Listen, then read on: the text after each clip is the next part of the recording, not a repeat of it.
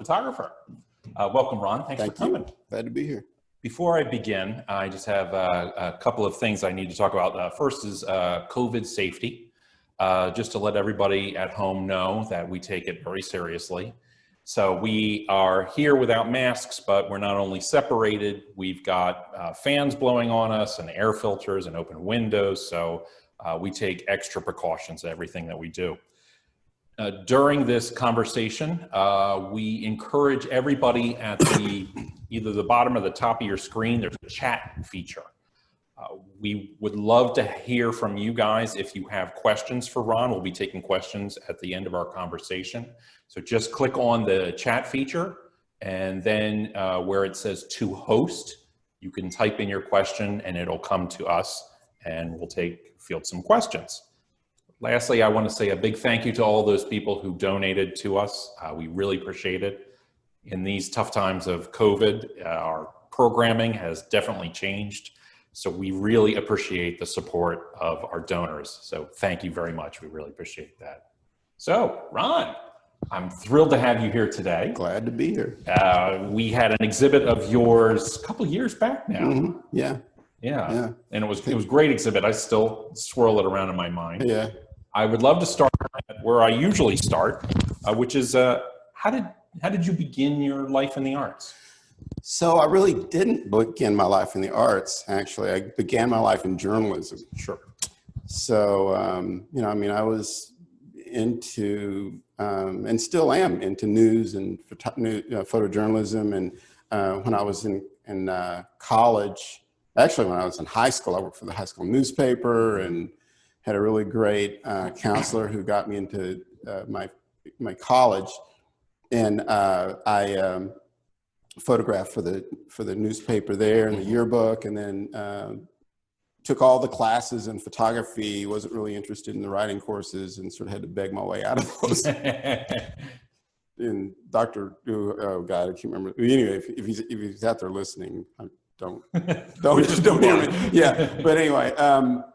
And then I went to work right out of college for a small newspaper in Oklahoma, and then went from there after a couple of years to a newspaper in Missouri. A couple of years there, I went to the Philadelphia Inquirer in 1983 and was there for 32 years. Did you move because they were job opportunities, or did you decide to come to Philadelphia? No.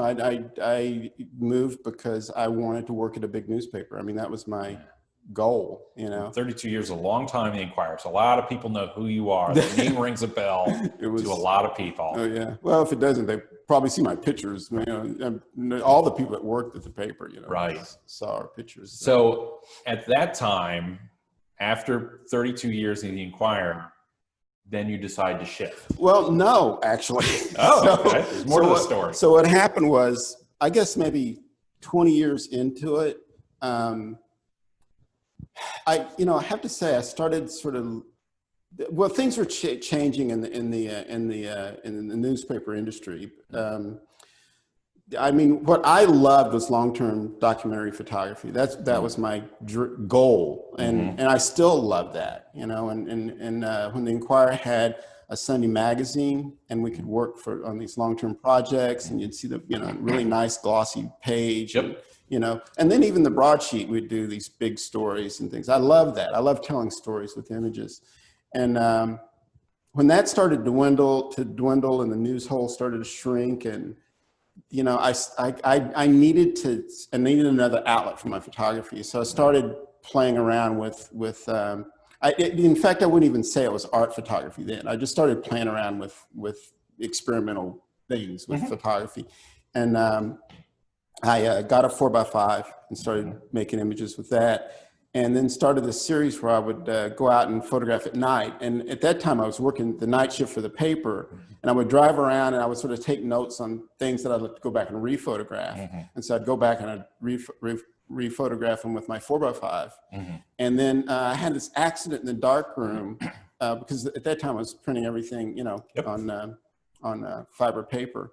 And had this accident where I put the paper in upside down, but I got this really interesting sort of effect, almost like a pictorialist sort of, and I was kind of grooving on the pictorialist then anyway, and I was just kind of learning about art, right, photography. And so, and the pictorialist was who I sort of landed on. So I started making these images that were reminiscent of that period.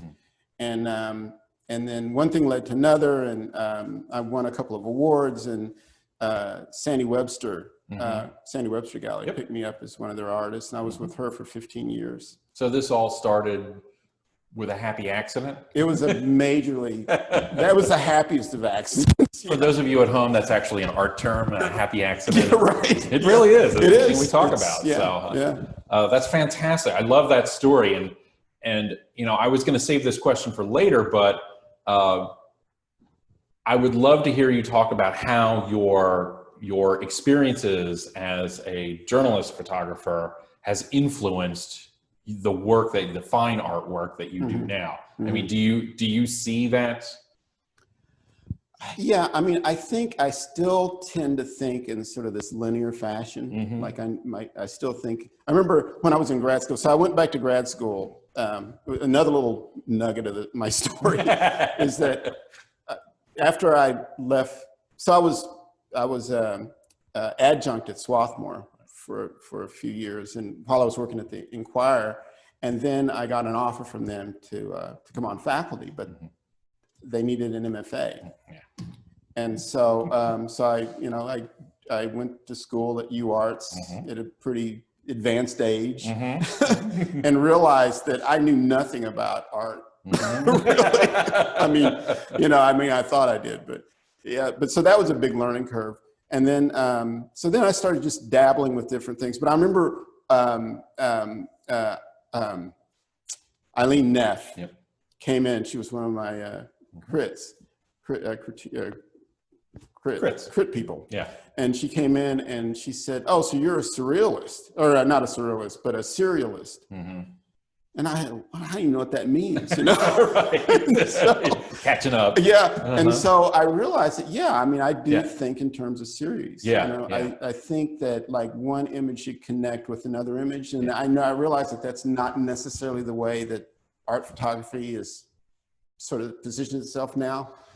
Yes. And no, that's true. You know, I find that most of the people who sit in this chair so far, you could describe in that same vein, you know? So I would say that being a serialist happens more frequently for painters and even craftspeople and those sorts of, so the photography, I can see there could be this little bit of a unusual shift, but I think that's what makes you stand out. I think that's what makes your work stand out.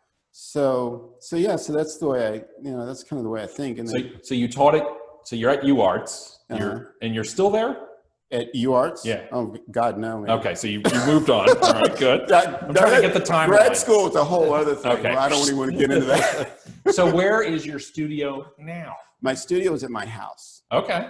It's at my home. And so when I was in grad school, I thought that I was going to do something more sort of in line with photojournalism or straight photography, but it just wasn't in the cards for the way that the faculty saw my work, I think. But, and I bucked against it for a long time. I mean, art school, I had a few choice words for it, but it did really push me in a direction that I would have never gone in before, which is, the stuff I'm doing now, and thinking about ways on how to make art. I mean, my work right now centers around my dad was a photographer in the 40s and 50s. And for the longest time, I had, the box of images that he had printed and also all of his negatives. And I thought, at some point in time, I'm going to do something with these things. I thought maybe I would do like a group, father-son exhibition. And my dad's passed away for a while now, but I thought we'd do something like that. But then I started looking at these images, and I was in grad school, and I needed to do something in the studio. And I had no idea what to do in a studio, none. In fact, when I got my first studio at UArts, I put a rug in there, I had a table, because my idea of a studio was that you sell stuff out of it. I had the privilege of actually going to that studio, so I remember seeing the rug. Oh, did you? Yes. Yeah, it was, really embarrassing. It was clean. All studios are different. Which I'm curious about the studio that you have in your home. Yeah. Is it sufficient for you? It's. I don't think you ever have Never have enough room. Your studio is not. It's never big enough. It's big enough for some of the things that I need to do. Okay.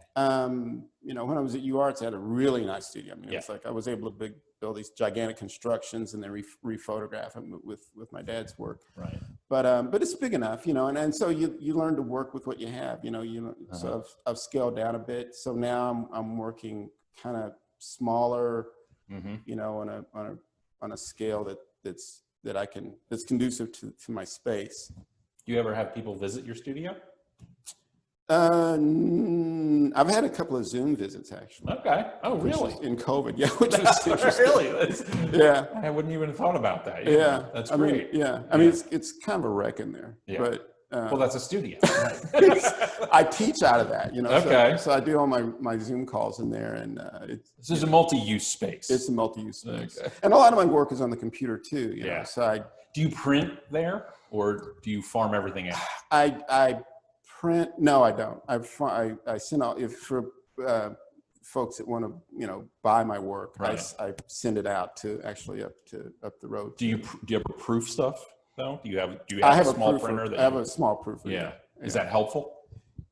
It's it is and it isn't, because the ultimate print is what comes out of Micah Janu's studio at Profile Studio, right, in Chestnut Hill. Right. So my ultimate print is that print. So I can kind of print and get it close, but but what comes out of their machine is what is the final word. So I'm curious about the equipment that you do use. I happen to catch you at I think a unique time where you really started to use your phone. Yeah. A lot more. I still use my phone a lot. So what's your go-to piece of equipment? Is it your phone? It's like what I tell my students or anybody that asks me. Your go-to piece of equipment is what you have on you at the time. Have on you. Do you usually carry a camera around with you? I don't. You don't. I don't. But you do, because you always have your phone on you. Probably. I have my phone. Right. And actually, like on my Instagram feed, I don't know if any of those pictures were shot with the actual camera. Yeah. They were all shot with my phone. We were just up at Storm King 2 weeks ago, and I posted a couple of pictures from there because I had my and the thing is that so the camera that I have now, I kind of use that more as a 4x5 camera actually, because it gives me such a gigantic file. Right. And I haven't found anything that I really want to photograph with that camera yet. When was the last time you used film?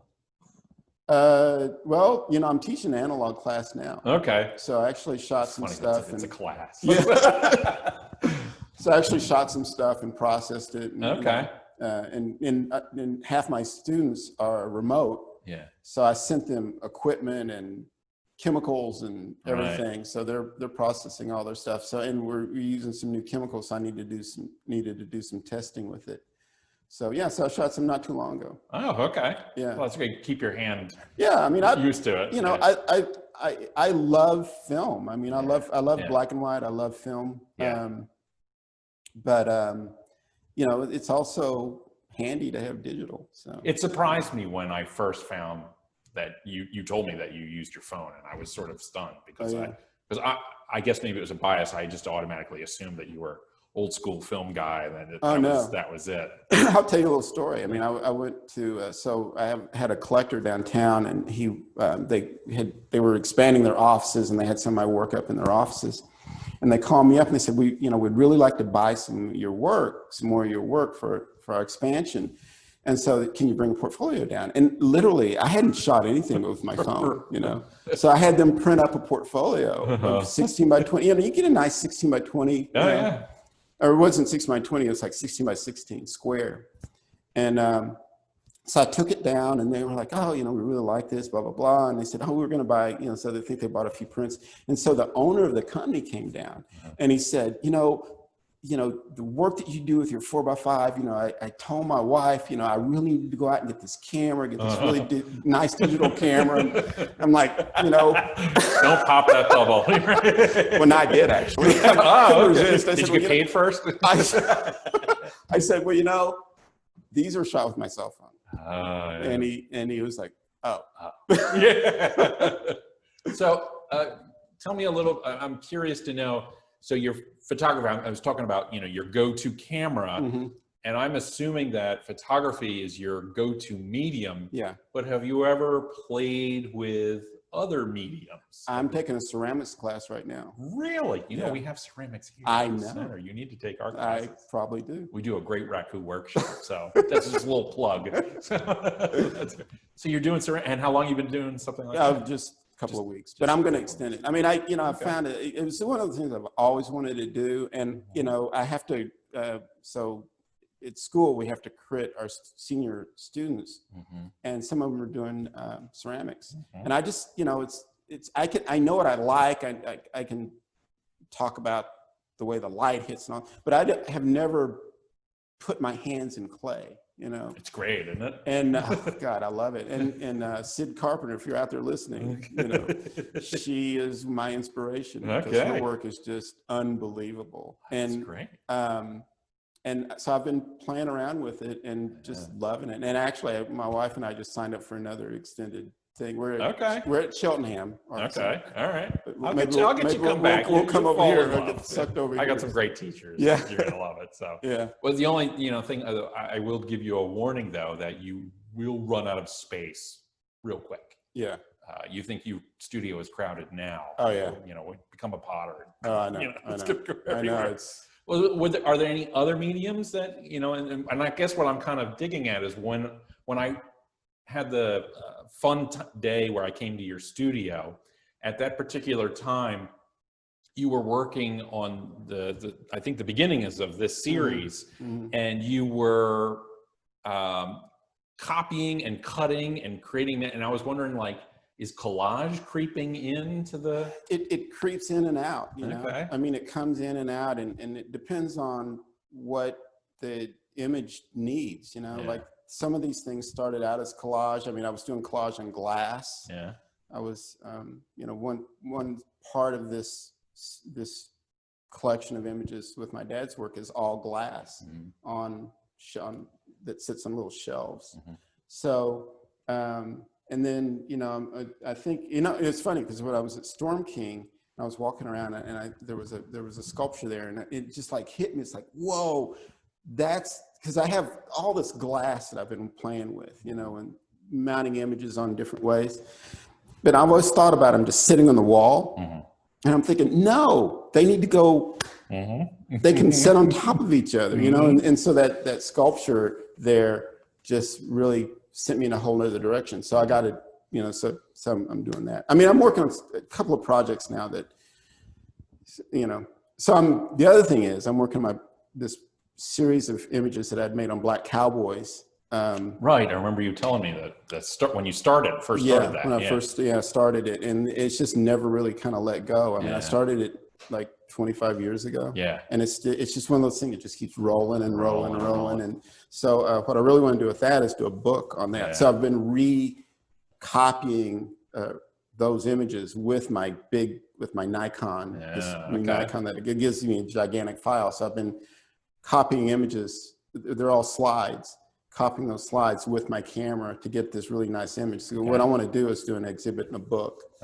But you know, so that has been. You're evolving. I mean, it's like what most artists, and I can see that in your work too. I mean, even from the limited number of things that I've seen, I can see your work, and it's got that twinkle of like, nope, keep going. It's not satisfied. Oh yeah, I mean, you know, just sort of moving on. Yeah. So looking back, not your career working for the papers, but sort of your years now working as a fine artist, what would you say is the biggest difference between the works that you first started to make and the works that you're doing now? Is it, do you find it's the same thing, or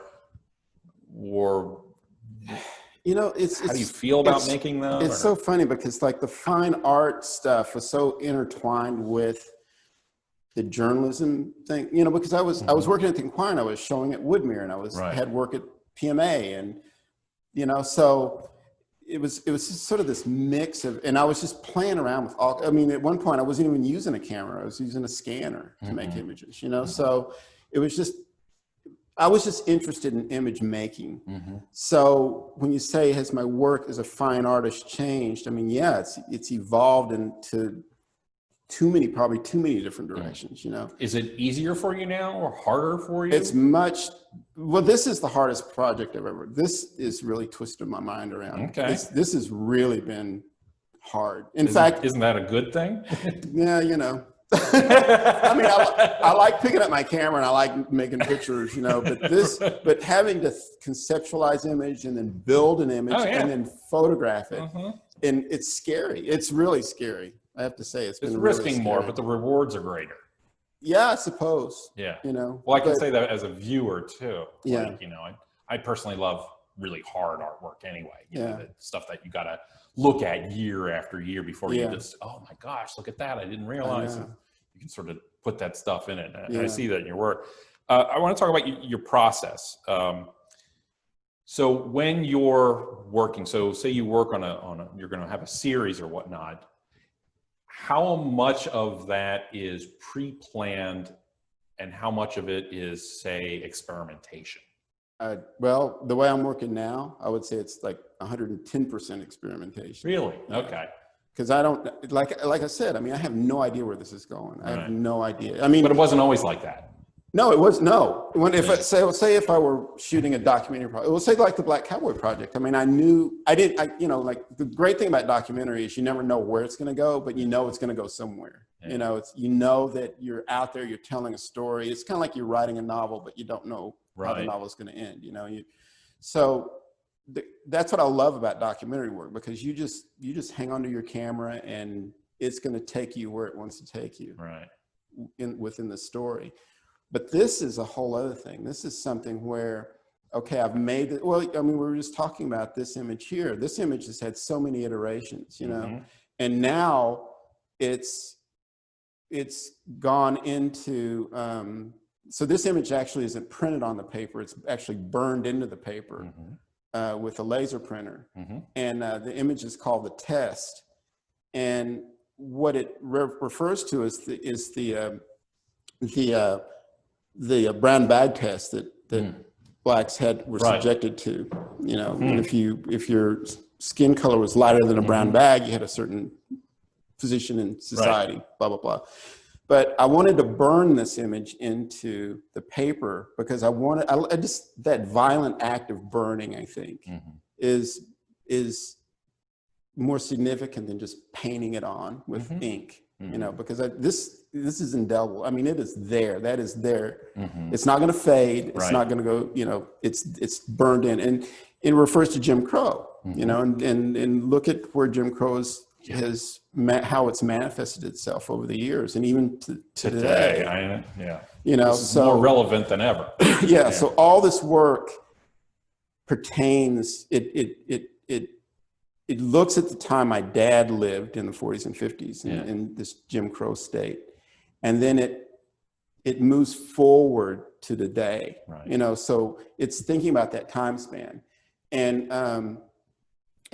how to make imagery that pertains to that without being kitschy or trite or, you know, but trying to really think about it in a serious way and make art that, that hopefully gets at some of those nuggets of it, you know, and every piece that I've made in this series gets at a particular part of that, you know, the whole Jim Crow era. Before we talk about this piece in particular, I'd love to have you talk a little bit about the origins of this series. You know, we were fortunate enough to show the work here. And if you could just talk a little bit about when you first started this, you were given essentially a box of. Yeah, well, you know, so like I was saying before, it started in art school. Okay. Because I needed to do something in art. I couldn't, you know, they would basically tell me, okay, go in your studio and make art. And it's like, I don't know how to make art in the studio. I go out in the field and make art, you know, I don't. So I had to figure out something to do in that studio. And so I had all this, you know, my dad's work. And so I thought, well, I got to figure out something to do with that. And so I started reading bell hooks and Toni Morrison, you know, I started in thinking about those more from a theoretical sort of perspective as opposed to just great literature. Yeah. And thinking about, you know, how does my dad's work fit into those experiences, you know? And so the bell hooks essay, in Our Glory, just really resonated with me. You know, I mean, there's a line in there where she said, my dad was a picture-taking man. And I was just like, that just sent chills down my, you know. I can imagine. And thinking about how, you know, at the time, Blacks could not go to museums, you know, so they curated their own exhibitions in their house by hanging pictures on the wall and putting them on the mantle, you know. So that really, it really got me thinking about how my dad's work, how I can make work that speaks to that time and move it forward in some way. Well, I love the fact that you were able to take a lot of those photographs and repurpose them, but in a way that it now, to me, they were telling two stories. So it still told your father's story, right, but you were able to encase it in this other. And sometimes it would just be because of the way that you would either manipulate the image. Sometimes it was the scale of it. Yeah. So you had some pieces that were and really actually, like that show was a very experimental show because that was the very first time. I just thought, man, I have this big printer. Let's make something big. You know, it was great. It was wonderful. So, and you know, I haven't made anything that big. Well, I have one that's that big, but it's not. And actually, it's in a big frame more than anything. But it's but I haven't made anything big to hang on the wall. I don't know if these will get that big. Actually, I made one big one from one image, and over time it shrunk. It's gotten smaller. Okay. But I started, you know, so I was making these images before, and I was mounting them on Dibond, which is this you know, really firm, rigid background. And they had this really contemporary look. Yeah. And I thought, man, I don't think, you know, there was just something wrong with it. I just, you know, and so I had a show coming up and I'd ordered all these contemporary frames, black frames and everything. Yeah. And so I was in a thrift store. And I mean, I'm a thrift I know exactly where this is going. I mean, I can see where this is going. And so I was in this thrift store and I started looking around at frames. My wife was with me and I was like, man, look at all these great frames. You know, I said, how would my pictures look in those, you know? Yeah. And so I looked at this one and it was square and it just seemed to, everything just seemed to fit. Yeah. And so I called up the frame company and said, have you guys made the frames yet? And they said, no. I said, don't, you know? Yeah. And, you know, it saved me like a couple of $1,000 just for frames for these things, you know? But I think that the images, the way they live in these vintage frames now, it just seems right to me. Yeah. You know, it just seems right. I'm always fascinated by artists who would choose a frame. Nowadays, you know, most galleries, they'll frame it to suit the client sort of a thing. Right. But, you know, when you look at, say, like, you know, David Hockney with his painted frames, or even like Impressionists, you know, Gauguin wanted all his stuff to be framed with these big white frames with these white, and there's only one in existence because everybody who bought them switched them out into these ugly gilt things, kind of a thing. Oh, it's more expensive that way. Right. But it does. I agree with you. It's like they say, it's like a cover for a book. It sets the tone when you're just about to start. Yeah. It does lead me to one of those questions I'm dying to ask you is, do people respond to your work the way you expect that they respond? Like when people talk to you about it, like, so you put up something new, you know, are you expecting what they say, or are you? No, and I think that's the great thing about it, you know. I mean, you know, so I tell my students, you know, just when you make art, you can make it with all the intentions in the world. Right. And once you release it out to the world, it belongs to the world, you know? So I remember one time I was at Sandy Webster's gallery, and this is when I was doing my scannerless work. And everything was sort of, it related to the Hubble Space Telescope, you know. So, but I was, it was called, I know. It was called World on a Grain of Sand. So I was taking these really small things and then scanning them. I had this really high-end scanner at the time, and scanning them up to these really large files. So I could make these things gigantic. So they look like space. In fact, one is actually egg white. It's called oh God, it's the galaxy. It's something I forgot my name of my own work. But if you Andromeda, I don't know. no, it'll come to me. But anyway, but if you look it up, and it's in the collection, Google has curated it within all the galaxies of galaxies. You've made the big time. I know, and Google. so I took a picture of it, and I said, "This is all I need." That'll go on your resume. But anyway, so I was at Sandy Webster's gallery, and I was looking at, somebody was looking at one of the pictures. It was kind of like this big orb, and she was crying. And I was like, wow. And so she didn't know who I was, and I walked up and I said, "Are you okay?" And she said, and she started talking about it. I'm like, I would have never in a million years thought that picture would have, brought up such emotions. So. Your show, I asked that question. I was interested to hear what you said because, we've done a lot of shows here, and I love, talking to the audiences and how they respond, and the comments that people were telling me about what they thought your show was so wide, and there's such a variety. Right. And, but like maybe only half of them were touching on subjects that you had taught. The other half were, it was crazy, it was wonderful to hear that. I mean, you can't, nail it down to this is all it's going to be. Right. So it was fascinating. Yeah. Before I move on, I want to remind everybody, we are taking questions. If you do have any questions for Ron, please use the chat feature in Zoom and send your questions to the host. So let's move to this particular piece. I was thrilled to see this. I have seen this image before. And for those who are just joining us, let's talk about who this is. Okay. That was fascinating. Well, so one of the limitations I set to myself was that I did not want to know who these people were. So I had this big box of images. I took them out and put them all over my studio, but I didn't want to know who they were because some of them I knew. He had a bunch of pictures of my mother in there, so I knew who she was. But the others, I didn't want to know who they were because I didn't want to, it was just easier to work with this anonymous picture of this anonymous person, So I started working with these images, and I just really fell in love with this image. There was just something about her face that was just, I don't know. It just brought up all sorts of, you had mentioned Mona Lisa, and, one side of her face, if you cover up one side, she's just got that gaze, but it's almost like she's sizing you up in a way. And so I played with this in all different kinds of ways. And, but I didn't want to know who she was. And so my cousin actually came up to visit one time. And so she started writing on the back of who they were, because she actually wanted some of the images, and so, and I was like, well, don't tell me who they are because I don't want to. And she said, too late. And then she said, well, there's Aunt Juanita. And I'm like, oh no. I ruined it. That's great.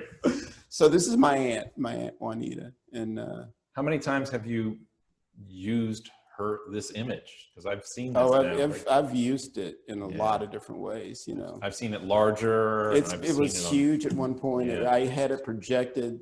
One image, I had light projecting through it and all different kinds of things. So what's striking about this one for me is I love the scale is, this is about life-size scale. So it's not so big that it forces the viewer across the room. You really want to come up and have a dialogue with this picture.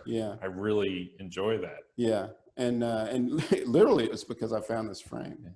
Sometimes you're not the first artist that will find a frame and make a piece of artwork that, this is perfect. But it just fit, And one of the things I will say about this project too is that the materials I'm working with and understanding the materials, because I would make these things and the materials just didn't do what I thought they were going to do. So that's the other part about that's the other thing that's kind of scary about this is that I'm having to alter the way that I thought materials worked. And that's been a big learning curve, So just thinking about like plastic on glass or paint on glass, or how, you know, how do all these things work? And, or if I'm going to put paper on glass and it's going to do something I didn't expect it to do. But another times, you know, it's these happy accidents that happen. So I've always found the most interesting artists, I always use the term learning curve. Yeah. It just, you know, it means that they're willing to, like, okay, I did that, but well, what if, you know, that's sort of the next stage on this. Yeah. You don't edition your works. I edition my photographs. So the Black Cowboys do come in editions. These are not going to come in editions because I have no idea what's going to happen with them. Yeah. I don't think it needs to be edition. Yeah. I think it's special the way it is. These are all unique pieces, and they're going to be, because I don't know what's going to happen to her next. Yeah. I don't know what frame I'm going to find. You know, I don't know. So now I'm going to be like hunting for frames for you. Like, hey, Ron, quick, get over here. I got a great deal. I'd like to move on to some. Sure. We got a question here. How, if at all, has your recent experience with clay changed your photography? You know, it hasn't changed it yet. Okay. But I can see how it might in the future. You know, I mean, it's funny thinking about 3D and 2D and how do those two things intermingle. So yeah, I see something down the line. You know, I see something down the line maybe with some clay and alternative process, maybe with. So I've got a workshop for you, one that we do here. You use image transfers onto ceramics. That's what I was. You need to take another reason to come to ceramics at Allen's Layton Art Center. That's fantastic. Mara, do we have any other questions? No. Okay. I am curious to know, as an artist, I often find that all the artists that I speak with tend to obviously look at artwork and look at other artists' artwork. Sometimes it's for stealing ideas. Sometimes it's just for relaxation or just because it's interesting. Who do you look at? Art, from as far as artwork goes? Sure. Well,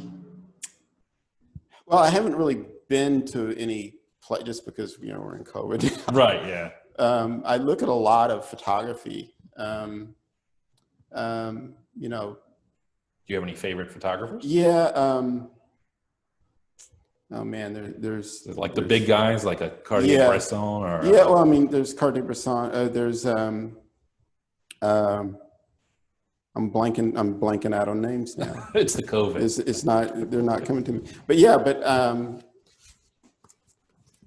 do you look at non-photography too? Like, do you like sculpture or? Well, I try and look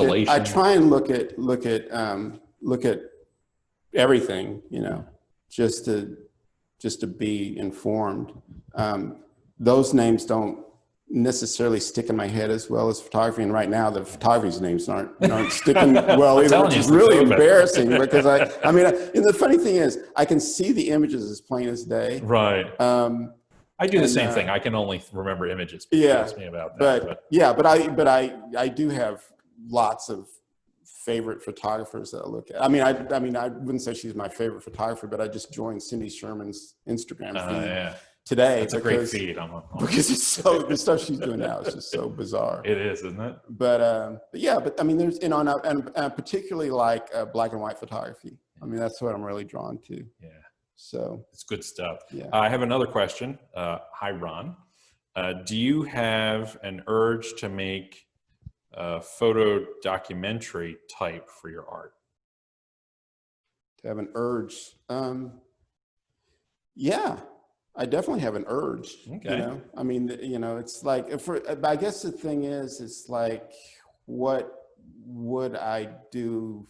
What would I do? You know, like, what would I, like, the great thing about working at the paper was that I had a constant source of just being out in the world and discovering things, you know. And now that I'm not doing that anymore, it's like, I would have loved to have been down covering the riots and covering all the things that have been going on lately. Unfortunately, I had some knee surgery back in the summer. Right.